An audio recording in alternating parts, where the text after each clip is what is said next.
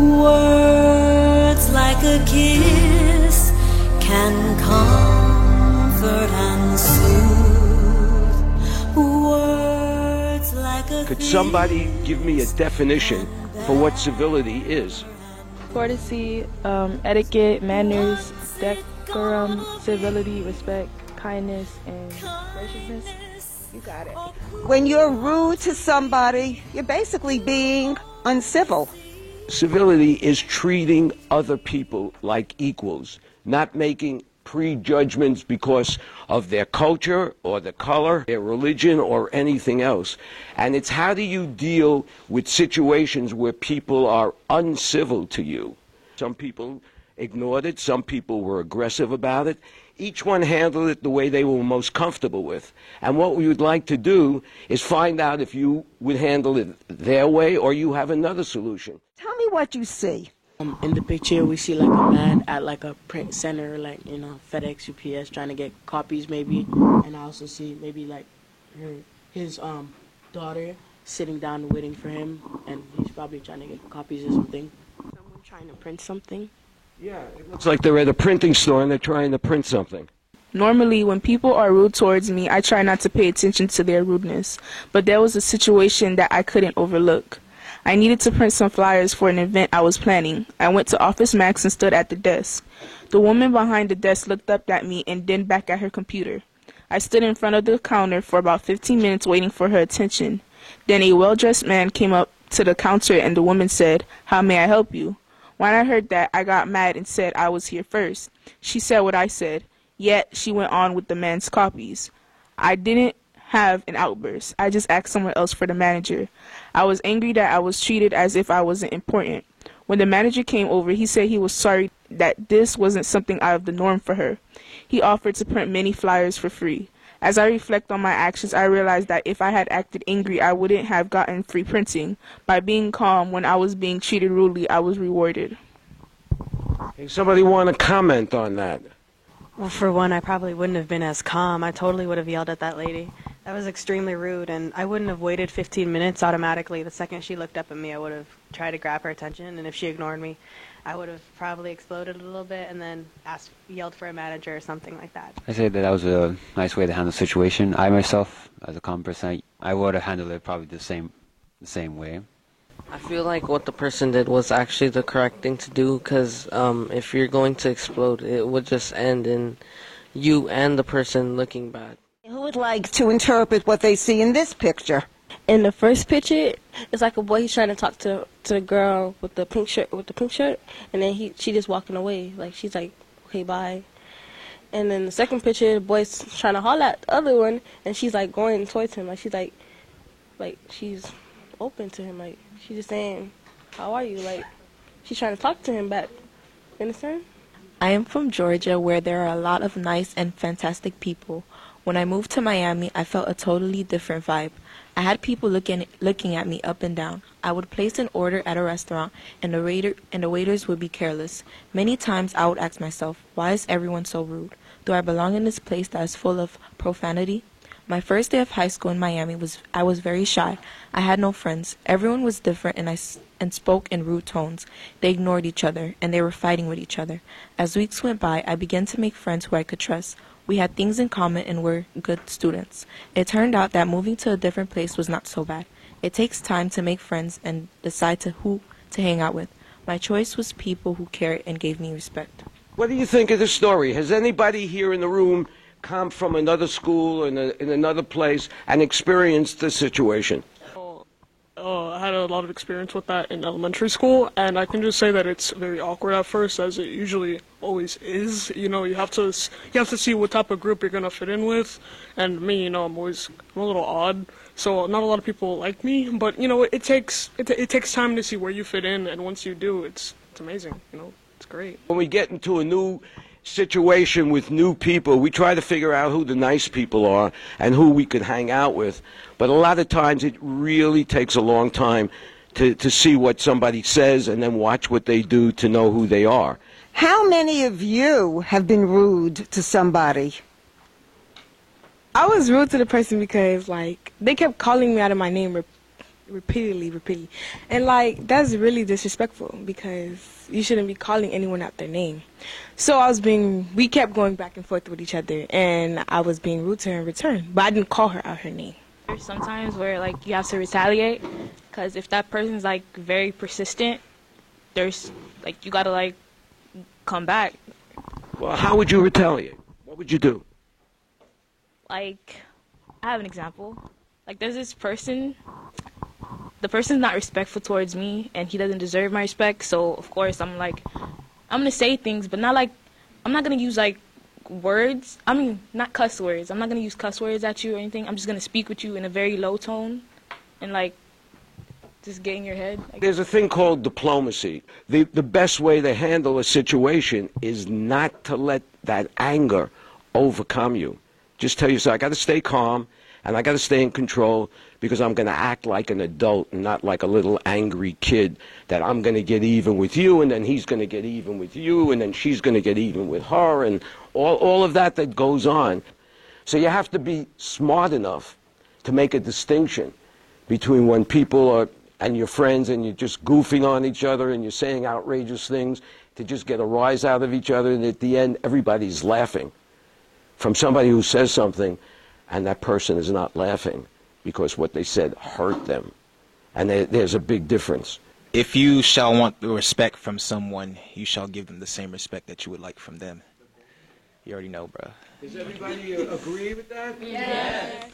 A busy street, and on one side is a bunch of houses. On the other side, it looks like a zoo or a park. I had this friend named Trish. We went everywhere together. Then she broke up with one boy and started dating his best friend. Because of this new boy, everything changed between us. She no longer had any time for me. I felt sad because she would always make up lame excuses instead of just telling me that she's sorry, that she doesn't have as much time to spend with me, but still values my friendship. At least then I wouldn't have felt so bad. But in the end, we just say hi or hey and go our separate way. Most high school relationships or young relationships do not last forever.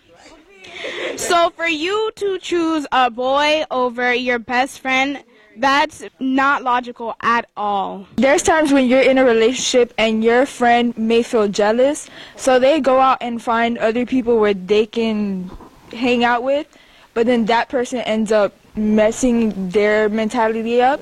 So sometimes you just have to let go of those people and just realize they're not for you. I'll admit I was kind of in this situation before, but like the biggest problem with this is that, you know, a lot of people kind of depend on one person and only that one person alone. So what happens is that they become, very dependent on that one person, and so they start to abandon their old friends. And so what kind of happens is that we don't know if a relationship is bound to stay forever. So once you guys possibly break up, who will you go to comfort you? And it's like, well, what's the answer to that question? She shouldn't have switched up on her friend. Somebody describe for us what they see in this picture. It seems like someone is getting hurt inside of a room and two people standing out the door not doing nothing. I see someone getting taunted and the person won't leave them alone. Being rude is not always fun, but there are times when certain people make you enjoy it. There is this one boy who I actually enjoy being rude to because of the way his presence makes me feel. He says stuff that is offensive. For instance, he will say that his grandma has more hair than I do. Or when he sees me walking down my block, he says he's going to beat me up. He makes me feel aggravated, and I just want to see him cry. So when I hurt his feelings, I know how it feels to have hurt feelings. At the end of the day, I just want him to respect me. At the end of the day, I just want him to respect me. How are you going to get respect? Exactly.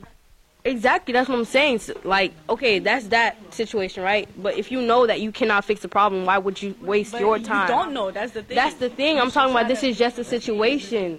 But there's other problems in the cases where you just can't solve that problem. So there's no point in wasting your time trying to fix it. You should go and try to fix the problem. How you know it's not going to work if you haven't tried to... There is situations like that, but I'm not talking about that. I'm talking about the cases where you cannot. Why would you waste your time trying to fix it? Do you think that continuing to fight with somebody will get you respect, or do you think if you can sit down and figure out what it is below the surface that's moving this person in this direction, that the problem could be eventually resolved. Nobody likes to be disrespected. Even if you're still human inside, especially when you're in your high school and you're a female, there's a front that you have to put up. And it's like, if you disrespect me or come at me some type of way, I'm going to come at you the same way. Not because that I hate you, but I don't want to be disrespected. Depends on how deep the issue is with that person. So if you sit down and talk to that person and nothing gets resolved, like I said before, you're just going to have to move on. There's a classic example of a mismatch. Everything in life is either a match or a mismatch. That includes friends, it includes schools, it includes family, it includes every aspect of our lives. And when something is a mismatch, the best thing to do is walk away from it. Racial slur, and this is another slur. When I was in middle school, my classmates teased me. At first, it was hard for me to believe what I was hearing. They were Hispanic kids saying things to me because of my dark skin. "You're black, yo. Why don't you bleach yourself?" I feel hurt, like I wanted to die. But one day when they were saying these things and calling me names, I stood up and without a word just stared at them. Silence. I stayed quiet for days and days. Teasing me was no longer giving them the reaction they wanted, and they stopped. Since then, I've changed my look and my swagger. All I hope is now is a Hispanic girl. Listen to what this kid did. He looked the bullies right in the eye, didn't say a word, and by not talking to them, took away their power.